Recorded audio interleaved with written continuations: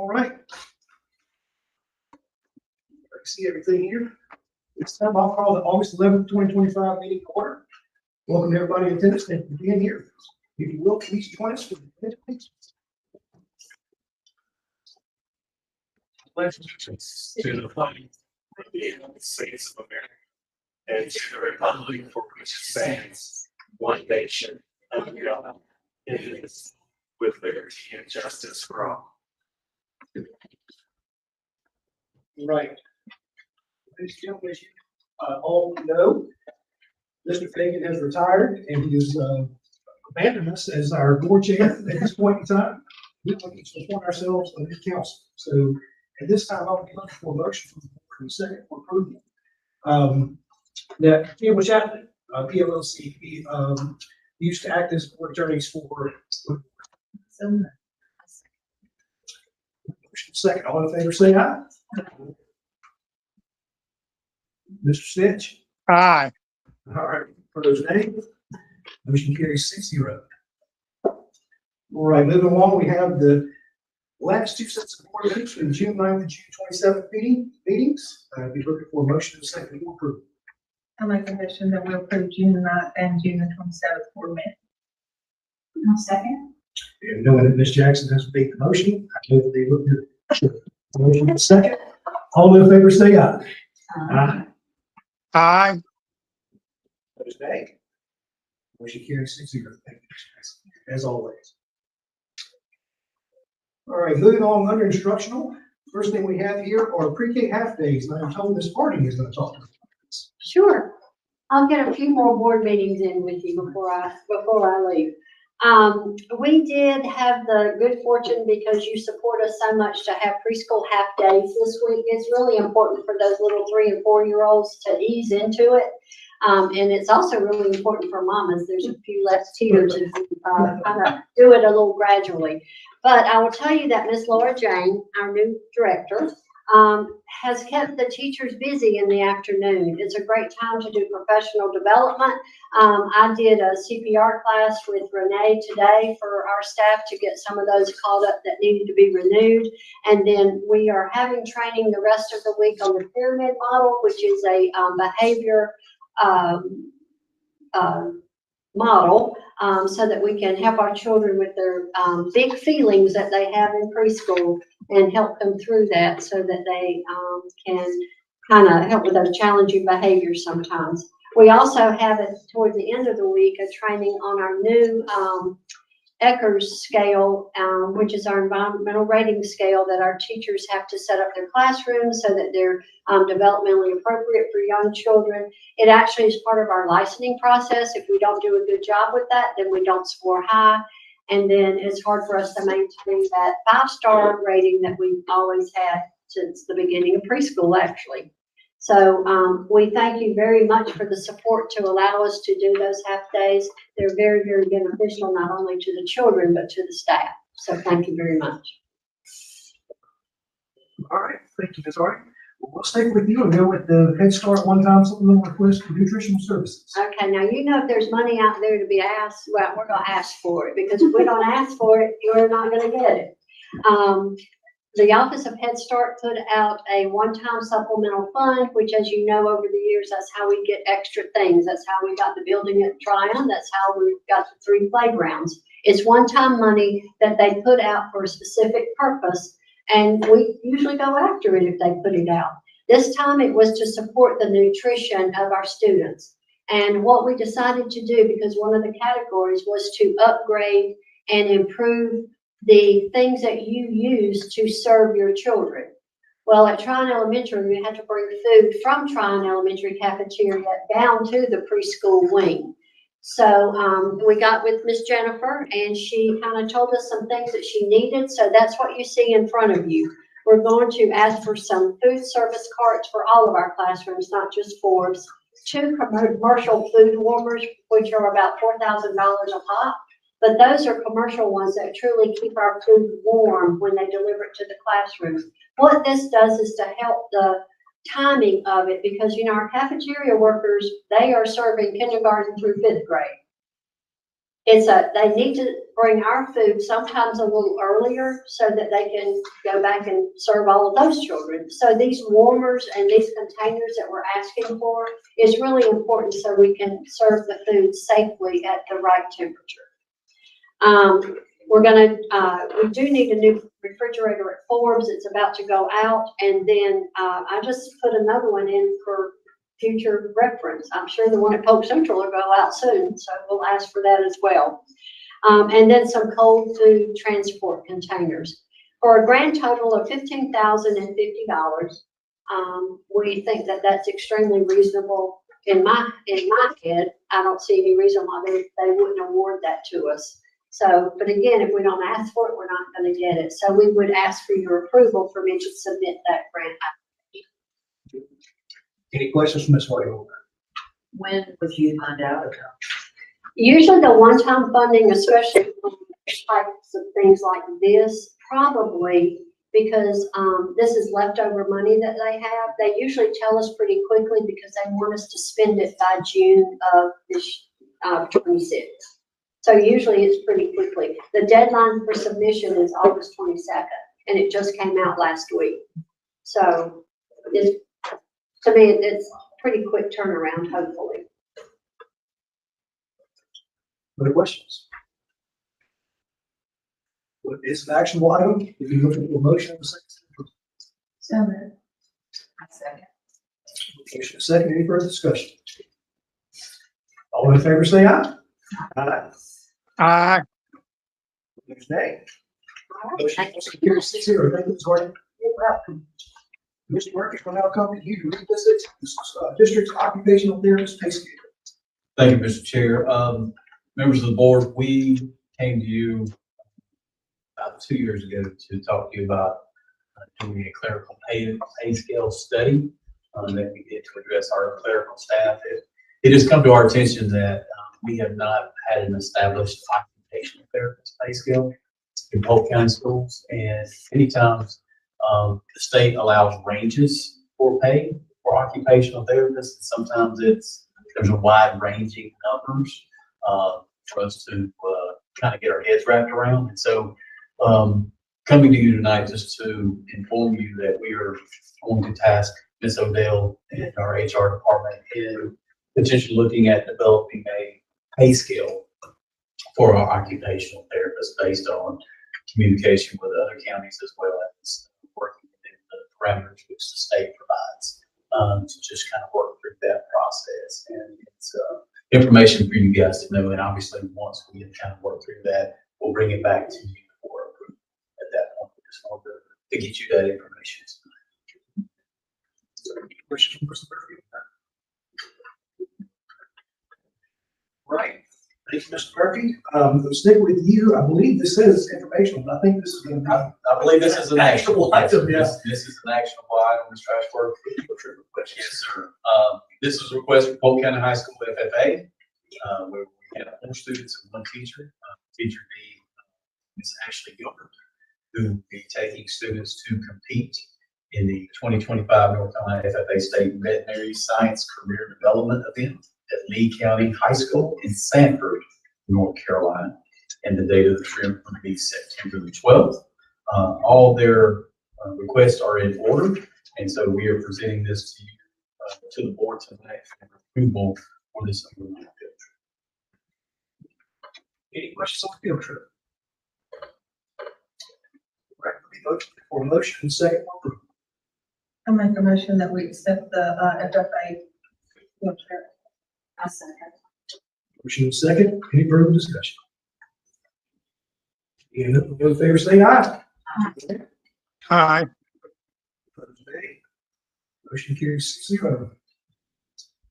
All right, next, Ms. Peeler, we have you here for the summer food giveaway. Good evening, everyone. I just wanted to let you know a little bit about our food give out this summer. We did it 7 Thursdays. We gave them 5 breakfasts and 5 lunches each time. Last year, our highest at one give out was 273 kids. Our first give out this year, we had 304 show up.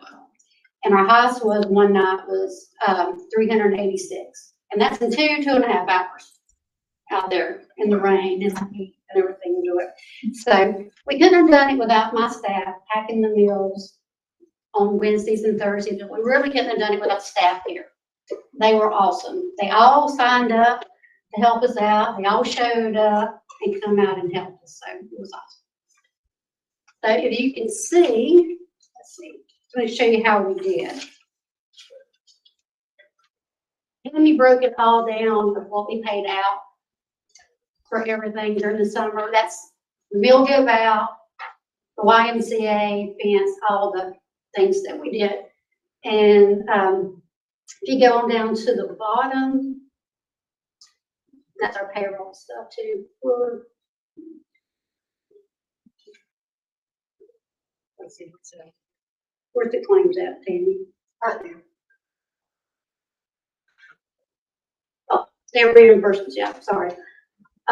In June, we got reimbursed from the government $102,555. Last year, all summer long, we didn't do but $104,000. So, and this year in July, you can see what we did for a grand total of 181. So after we paid everything, took our expenses out and everything, that is actually what we made, and it's going to go into our new school year with. Like I said, we couldn't have done it without all the volunteers, not having to pay staff and stuff, but we had fun, didn't we? Even though we sweated and we got sick and got rained off, it was fun. So, but you can see it's a huge need for our community. And we did total meals, breakfast and lunch for the whole summer program was 41,329 meals. For just the meal give out, there's 7 nights, we did 33,152 meals. We also did snacks for the YMCA, catered those, and invoiced them for 2,240 snacks. And then we got reimbursed for cents. We did 2,023 snacks. So we've been quite busy this summer. Yeah. Thank you so much. Sarah, I'd just like to say, while Ms. Peeler's standing up there, I think Tammy as well. They left Tammy and her husband. Yes, and I want to say this while they're here to the board of the work that these two ladies have done, as well as their staff at the different schools. It's just been amazing. This is a huge undertaking to pack these meals and get them ready to be distributed, because once we're there, those meals are going out as quickly as you can imagine, and very hot under uncomfortable circumstances. Mr. Murphy had one night, so he can really tell you. Don't act so surprised. But it was a great program, just to see how much it benefits our families and our students. Cars were coming up and getting it for neighbors and other relatives as well, and it was like clockwork. And it couldn't happen without the work of these two ladies. And I think it's just very important that we recognize just how difficult this was, but how productive and how it benefits our community. So Each shot got a gallon of milk. And so you had 5 kids in the family, you got 5 different gallons of milk. One car come up would ask for 14. They would pick up for their whole little area. So all those boxes you're taking, and we're saying, well, where do you want to put it? Because they've got groceries in there, and got everything. So kids are holding it, and you're just putting that milk and stuff everywhere. So, but we had it, a tent here and a tent here, and we'd have 2 cars pull up. You pull one car here, one car here. Somebody yell, they sign their names, and we take out from those 2 tents. It was everybody worked together. great. It was good. Really welcome. Great. Moving on to administrative, we have the out-of-district tuition approval. Mr. Murphy. Thank you, Mr. Chair. Ms. Lovelace has produced this document that you see there, the memo, as a recommendation for the out-of-district tuition for the 2025-2026 school year. She is recommending it be set at $2,894 per child for the out-of-district tuition for students to attend Polk County schools. And that's based on enrollment that we got last week, and then based on the money that we're appropriating from the state, From the county. or from the counties. Yes, make sure you correct that. All right. Any questions? This is pretty standard for us each year, so motion be second. Awesome. Motion is second. Any further discussion? Okay, seeing none, all in favor say aye. Aye. Abstain. I couldn't hear you guys had all voted. We voted yes, sir. I couldn't tell you had voted. There's an echo in the room a little bit, so I was waiting for the end, and that's when I usually say me so you can hear me. Yes, sir. We got you, bud. Again, motion carries 6-0. Next, we have Ms. Lovelace with the 2024, 2025 year-end budget.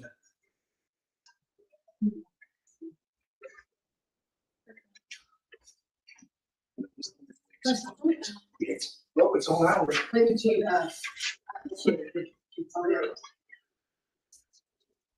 Oh, you snuck one in on me. it was just. Okay, this is the 24-25. Okay, this is the one that we do, the first one after the end of June. And what is that fund? Is it? Yeah. Yeah. Fund 3. Okay, Fund 3, I had to deduct 94,902. DPI, the way they do their budget amendments for federal, it basically wipes out, when I put in federal's different, it wipes out what I had, so it counted it twice last month, so I had to take that out. That's carryover for 20%. It didn't really affect us even because that money carries every month. But I did have to adjust this to make sure it's right. That's in the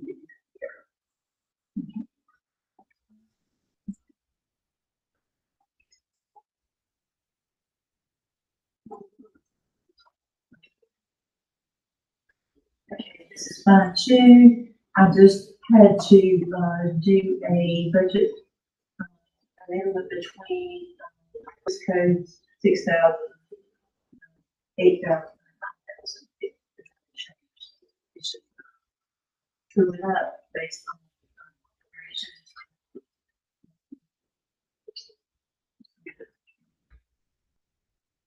operations. Did you say 9,000 or 8,000? So that's 7,000. 8,000. 8. No, run this. You got 5,000 and then 7,000 and 8,000 codes. Is that correct? Because you mentioned 9,000. I just want to make sure that. I'm sorry, I was down one line. It's 8,000, 7,000, and the 5,000. Okay. I was wondering which one. Yeah, I'm sorry. That's on the wrong one. Okay. And 8. Okay, that was, Fund 4. Sorry. Fund 4, that, and I didn't put what it was for. Okay, we got that one today from the county. Every year we have our debt services, and I've started calling and getting the number of what that's going to be so I can do this report. It doesn't change anything except it's in our books. But this is our debt services for our HVAC system. Okay, I didn't put the description on it, but I had them to send me what that was. And usually the auditors will actually do that journal entry, but I've already put it in there. So y'all are done with the debt services. That's when we did the HVAC a couple of years ago. Is that 522? Pardon? Is it that amount? Yes, the 522,000. Last year it was 530. This year's 552. Was it interest? Okay, that's all. All right, any questions for Ms. Lovelace? Budget amendments. It's an actionable item. Be looking for a motion in a second.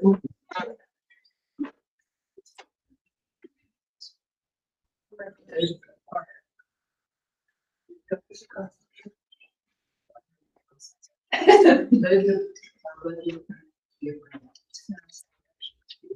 and second. Any further discussion? And all in favor, say aye. Aye. Aye. Opposed, nay. Motion carries 6-0. So, sticking with you, we're gonna go to the micro purchasing resolution. Okay, each year we do the micro purchasing, resolution. This just, keeps us from having to go back and do so much. On the federal's a little bit different on their budget amendments. This kind of makes it the same as what the state has, and that way we don't have to come to you with everything over $5,000 that we did. So all the state amount we can use with this. It just makes it a little bit easier for us to operate on the federal side. Honestly, we don't do a whole lot of capital or anything big out of federal, but this is just in case we do, especially when we did ESSER, because we used it at ESSER in the meantime. So it's just makes you on the same tiers as the state has. For the federal, if you do this, then you don't have to go back for everything of $5,000. Any questions from Ms. Lopez? We did this one every year. Right. Any questions? You looking for a motion and second?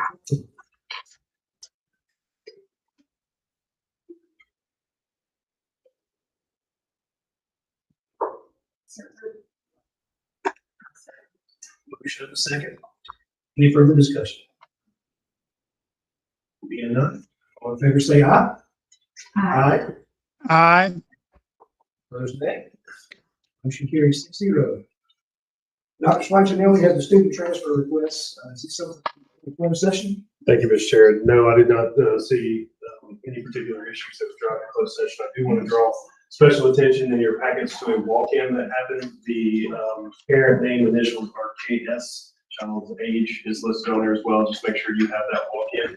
It's not in the prepared materials. Again, we see no objections to that walk-in. All right.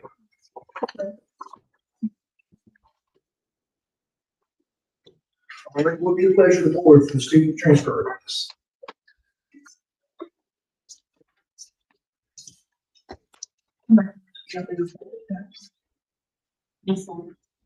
Motion and second. Any further discussion? If not, all in favor say aye. Aye. Aye. Opposed, nay. Motion also carries 6-0. Dr. Schweitzer, we'll skip review for the facilities update. Thank you, Mr. Chair. It's been quite a busy summer yet again in Polk County Schools with a lot of projects going on. And want to make sure that we take just a moment to quickly highlight those things. Finally, I say quickly, I won't move fast, okay? To go through some things. One of the things I want to talk about just right off the bat is this is not an exhaustive list, but this gives you an idea of the kinds of projects we attempted to tackle this summer, ranging from quite large project management, such as PCHS paving project, which I'm going to talk more about in a second, all the way down to some of the things like HVAC window unit replacements, installing a new serving line at Tryon, even an interior surprise roof failure at Tryon Elementary School, which I'll show you some images of that we had to take care of. All in all, our maintenance team, along with our technology team in some regards, have all been very, very busy this summer, making sure our schools are prepared and ready and look as good as possible for when students return. With that being said, I wanted to highlight some of the things we see going on. This summer in particular has been absolutely plagued by delays. I'm no stranger to that. I grew up in a family full of contractors, so I'm quite used to the old joke that nothing ever finishes on time and there's always delays. However, in my opinion, this summer was particularly difficult. What I heard a lot of was constant conversations about supply chain and manpower issues, or a lot of our contractors were leading into. And on top of that, here in these final weeks, as we were pushing everything to the tail end and trying to get ready, suddenly we became the city of Seattle and it's raining every day. So that's part of what we're battling with right now. With that being said, I am going to show you some of our larger projects that are still in progress. And again, excuses don't get results, right? So as we move on, this was an aerial shot as of Sunday afternoon of the progress that had been made by Tar Heel Paving, and really a general scope of that. That picture encompasses about 90% of the total project that they've been tasked with. You can see all of the roadbed grading and everything down around the ball fields is more or less set. There's some fine tuning to some of the slopes that need to be done on that lower end. The big hang up with this, and Tar Heel has been absolutely fabulous to work with and is doing the best they can, has been subcontractor delays. Trying to line up the grading team with the drainage team and now the curb and gutter team to show up. I can tell you from experience, and we saw it just in a little bit they did this week, if Tar Heel could just get in and pave, this project would be done in about 2 days. They're being held up by a lot of different subcontractors and people that are dragging this out a little bit. Plus, the weather is certainly not helping. Some of the things they were able to get done this weekend, the entire interior of Polk County High School Stadium was seal coated. So that gives you a nice shot of that. Also wanted to highlight a project that Ms. Michelle Fagan tackled as a bit of a leadership project on her end in getting our track resurfaced. If you guys will recall, we had a contractor damage our track last year, had an insurance payment that paid it in full to have it resurfaced. That track has now been repaired, and I really like the color schemes with the split starting lanes. That looks really good. That's a nice aerial photo kind of showing you both of those things going on at the same time. This is what Tar Heel Paving's been able to get done earlier this week, trying to pull some of those critical areas. Right now, this is impacting school operations. We are having to reroute our busing to the front of our campus, which is displacing parking. It also has a ripple effect out on athletics and some other things. So obviously, time is of the essence. We highlighted the critical zones were the connector to the football field, and then also this area that goes around behind the campus to the bus circle. Once we get this buttoned up and taken care of, we can then work our way out the back of the campus with relatively little to no impact to school operations on a daily basis. So spoke with our Tar Heel project lead this morning. They are very keenly aware of the weather and eager to get back down here and finish this up and trying to get their sub lined up to finish out curb and guttering along these edges so that they can finish this project. There's the upper end of campus, looks great. Did a great job with the drainage work in and around there. My joke about Lake Barber is true. It's not going to be there anymore. So no more fishing in front of his trailer. Was it better today? Significantly better. The water drainage, it's almost not comparable. There's no longer any water accumulation at all in front of his building. We still need to do some real light drainage work to push it that way, but it's pretty remarkable. Yep. This is an aerial shot of Saluda Elementary's pre-K playground. Ms. Harding reminded you guys that we tackled a pretty significant project replacing 3 of our pre-K playgrounds at Saluda, Sunnyview, and Polk Central. This being the most time sensitive and critical because of its proximity to the building, we really pressed our contractor to move quickly on this one. This was as of yesterday evening. They were out there and working and trying to get the base layer of the port in place set. They then came back out this afternoon when the rain stopped and tried to make more progress on this. So it's even better than what you're seeing now.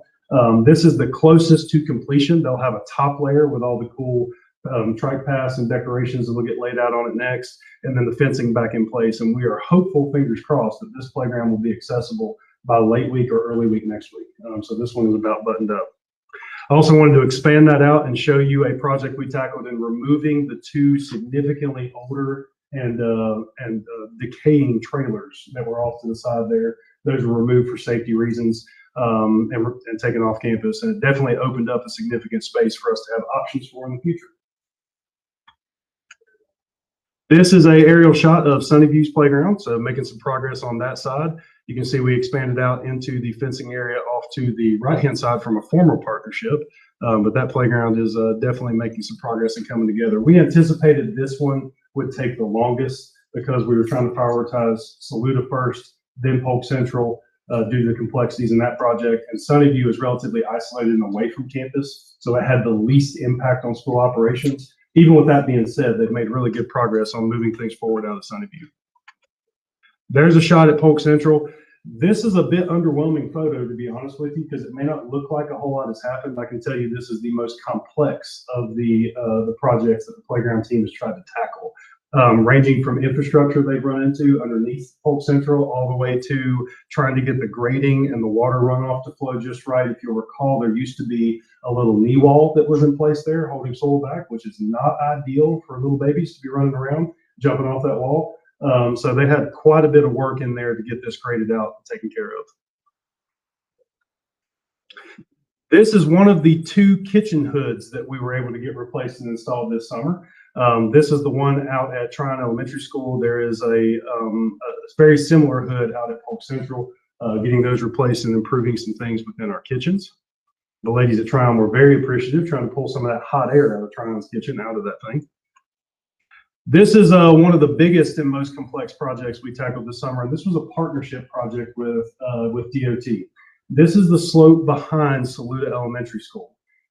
Real quick conversation about the history for where we've been with this. We did apply for FEMA for this to be addressed.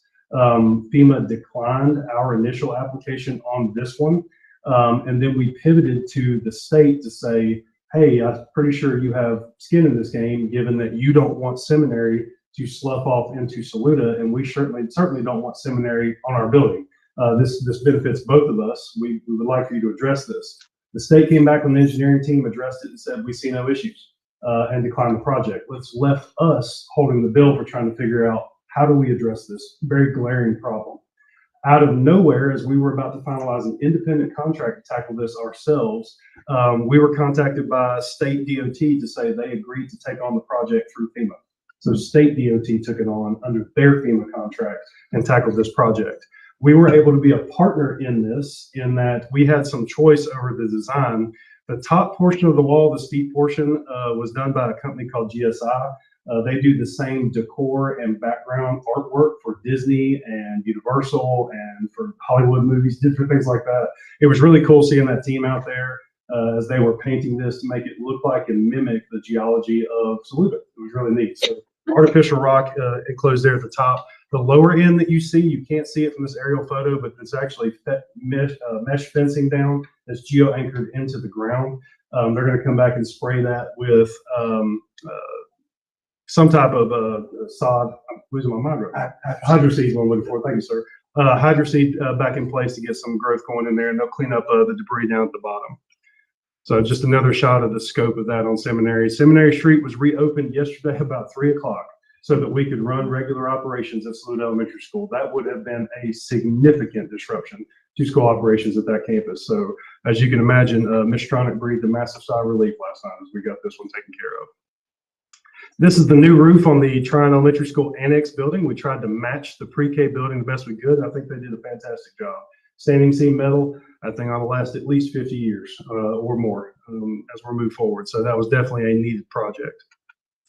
This was an unexpected capital project we tackled in that above the drop ceiling, this is, I want to orient you to what we're looking at. The 2 sets of stairs in the 2-story rock building at Tryon Elementary School, this would be the set of stairs closest to the auditorium going to the 2nd level.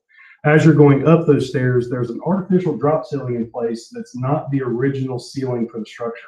Above that drop ceiling, you see the plasterboard in the center photo. That's the original ceiling for the structure in its construction. That plasterboard let go and fell through the drop ceiling this summer. Thankfully, no one was injured. Nothing more than making a big old mess. We were able to get in very quickly, partnered with an old friend that's helped us with in the past, Derek Champion Construction, swooped in, saved the day, and helped us get this one buttoned back up. This is above Polk County Middle School. This is clearing out all of the vegetation and debris that had overgrown that area and was starting to push out the retaining wall. That is a significant improvement to that facility and is going to help in the lifespan of that retaining wall. Overall, and I want to preface this number you're seeing up on the screen where it says managed project total value. Well, Polk County Schools did not spend $1.88 million on all these projects. You heard me say that some of these were DOT partnerships. Some of these were federal grant monies. They came from various sources. Nevertheless, no matter how they were paid for, we still had to manage them internally. And I can't say enough about Darren Green and the entire maintenance team and all the work they put in. That is a lot of money and a lot of projects to be taken on this summer. Our district technology team was in the mix too. We replaced all of our infrastructure driving our school networking, all of our switching. That was about a $230,000 project. Again, federal money, not local capital. So that's E-rate money that we were able to take on and get that backbone for our network replaced.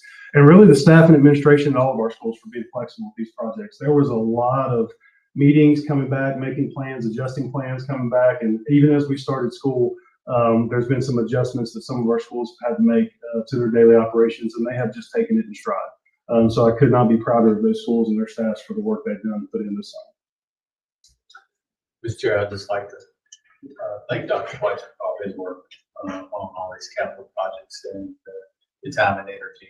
Again, would like to echo kudos to Darren Green and his group of maintenance staff and all our employees for helping. It's a busy time of year, as you can tell. We have a lot of things going on. Just really want to recognize them, especially Dr. Schweitzer for his work on these capital projects. Yes, indeed. Thank you, Dr. Schweitzer. My very much. Any questions? All right. But next we will be looking at policy 4318 for the second reading. Dr. Schweitzer. Yes, sir. Thank you. I've included two different resource documents for tonight's meeting. One is the second reading draft of the policy, and the second, which we'll go to in a second, is an artifact that the board had requested at our last meeting regarding how disciplinary progressions might look for different age groups from elementary to secondary in the student handbooks. So we'll first visit the policy and take a look where we stand there. There were some changes made that I want to highlight and talk about as we go through this process. In the time since we last met for a first reading on this, we received certainly some further clarification from our legal team regarding some things that we need to take a look at and shore up. And also NCSBA has had time to weigh in at this point and offer some options for policy that might assist boards of education in making some final decisions. What I was able to do with that, with both of those sets of guidance, is unify all of that into the revisions that you see before you from our first round draft. The major changes I want to point out is the restructuring of this definition section and the work we've done here. There's two different pieces to this definition. One is defining what a wireless communication device is. We, in this policy, extend the NCSBA language to also talk specifically about that it does not impact the district's BYOT technology initiative. That's another policy. There's no impact on that there. And then this last bit is also addressing specifically smartwatches and wearable technologies and highlighting that if they are used in a manner that violates this policy in terms of being a distraction within school or used in a manner to communicate, they fall under this policy. If they are not, if they are simply worn as a watch, they are not necessarily in violation. So that was one of the definitions that we added to it. The final was a simpler and cleaner way of defining the school day as the beginning of the first class period to the end of the last class period of the day. Simply outlining that it is bell to bell, start to finish in terms of when this policy applies. Down here, the prohibited use section has not changed. That is definitely in alignment with general statute. And as we get into consequences for unauthorized use, this was the section that we adjusted from first reading to lay that burden on the hands of our principals to determine disciplinary consequences that are fitting for their age group. This seems like a logical time to go ahead and jump to what those consequences are. So I'll go ahead and bounce to that secondary document. Before I go there, you'll see that this outlines the district can and will annually review what those policies are and what those consequences are. So let me bounce to this second document. First section is elementary schools. This is an excerpt from their handbook outlining their guidelines. They are saying that at no point ever should a wireless device be brought to their campus. There's simply no need for it in an elementary setting. And then down here, when you get into the consequences for those actions, you can see their general progression for their children. So combination of parent notifications, confiscation, kind of working their way through that progression. Down into this second page, you see the excerpt from the secondary schools, grades 6 through 12, for their consequences they have laid out. First offense, verbal warning. It's documented, parent or guardian notified. Second offense, the device is confiscated and released only to a parent during a conference. The device will not be returned back to the student, returned only to a parent. Third offense, device confiscated, returned only to a parent And then as in the conference with the administrator, the student will be required to turn the device into the office daily, and then retrieve it at dismissal. And that duration of that will last as long as the principal needs to. And then finally, you get into a wide array of options upon the fourth offense.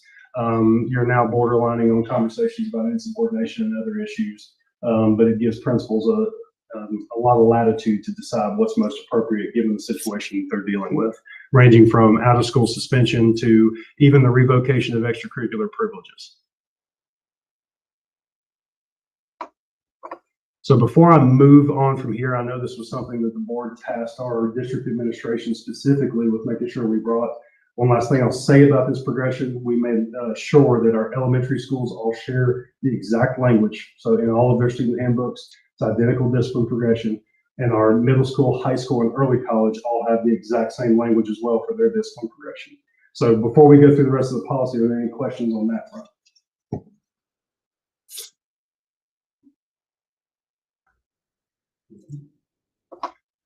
So jumping back over to the policy, the rest of it covers just your general liability for search of devices. None of that has changed.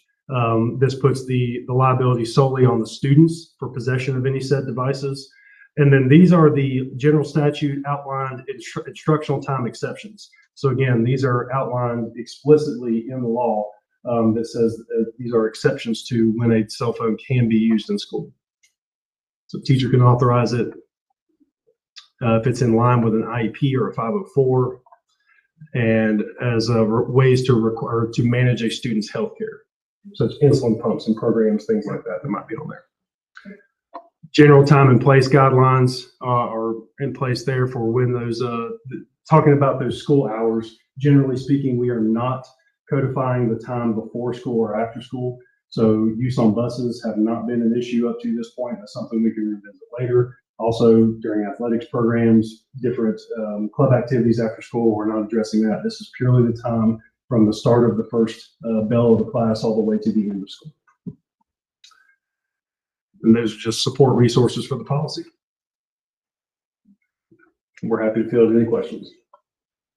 One point of clarification, make sure, Mr. Campbell, you looked at our first reading and second reading, you feel like we're okay with sticking with this being the second reading. And I think one of the most important sentences is the last sentence there in that first paragraph about the principals establishing additional limitations on use and possession.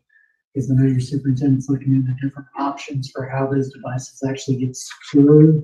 So your policy has flexibility that principals can decide how to secure those devices. We have some more conversation about it. But yes. Any other questions? Second for approval. Make that motion.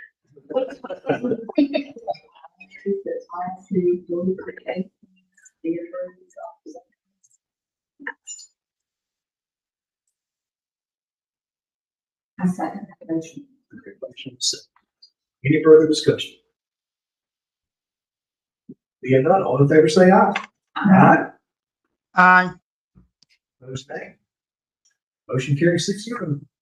Thank you, folks. All right, Mr. Ferguson, sticking with you, we have the superintendent update start of this school year. Thank you, Mr. Chair. I'm happy to report. Our first day here in Polk County Schools went well, minus the little issue we had with rain this morning.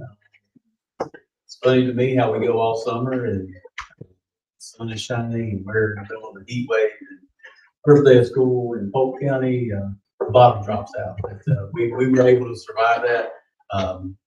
Every one of our buses made it to school safely.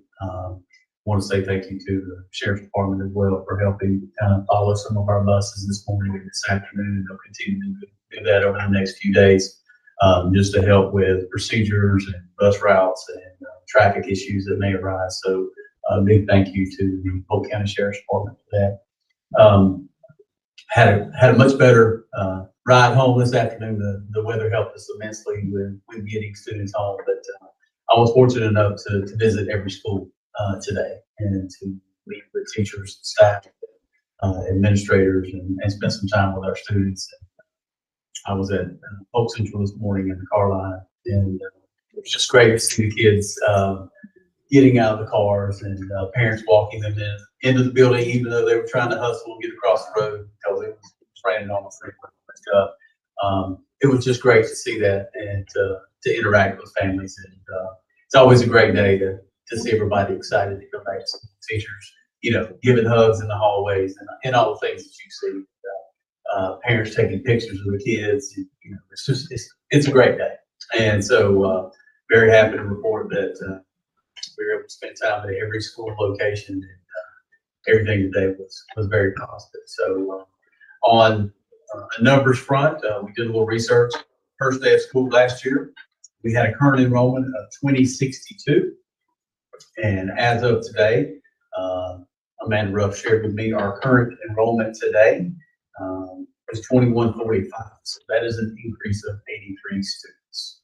And not all of those students were in attendance today, but that's what our enrollment is showing. So that number will fluctuate over the coming days, but just kind of want to give you a brief update on kind of where our numbers stand. But it's actually trending. It looks like we have more students than we had last year. So it's always a positive sign. Does that count pre-K too? I believe so. So I think we're excited about that. And like I said, that will fluctuate as students enroll, and then we'll have others withdraw. If they go to another school district and that district hasn't started yet, we'll get notified of that a little later. As of right now, that's where we're at. So that's a good trend. Happy to answer any questions. Any questions? It's my apologies. Waving at you in the car. Thank you for the update, sir. Appreciate it. We're gonna see how you do versus Mr. Green when we get to old new business. So any old business to be discussed. No, sir. Oh, man. I don't know this story already. How about new business? Curious if the board would like for us to. Oh, yep, thank you. So yes, thank you for mentioning that. One of the things that we talked about is that we would like to find a way for us to potentially take the burden off the teachers and try to implement the cell phone policy. So if you guys could be researching that, I think we would appreciate it. Be happy to do so. Thank you. Thank you. Is that all for new business as well? Yes, sir. All right, folks. Well, for information, you see the June and July preschool report, 2025, the July pre-K financial report, the June monthly financial report, July monthly financial report, and then the June and July credit card reports. We do have some NCSBA offer optional board training.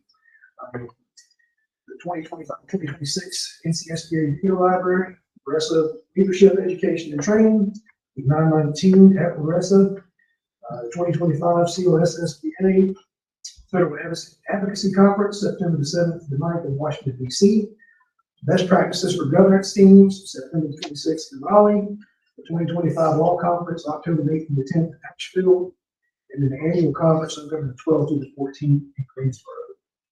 I do not have any signed up for public input. So at this time, do we have any attorney-client privilege for this evening?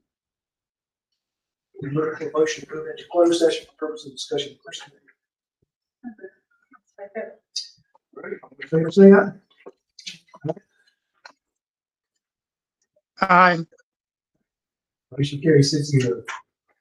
Thank you both for being here. Thank you. Thank you. So Dale, do you have a request in your office? Yes.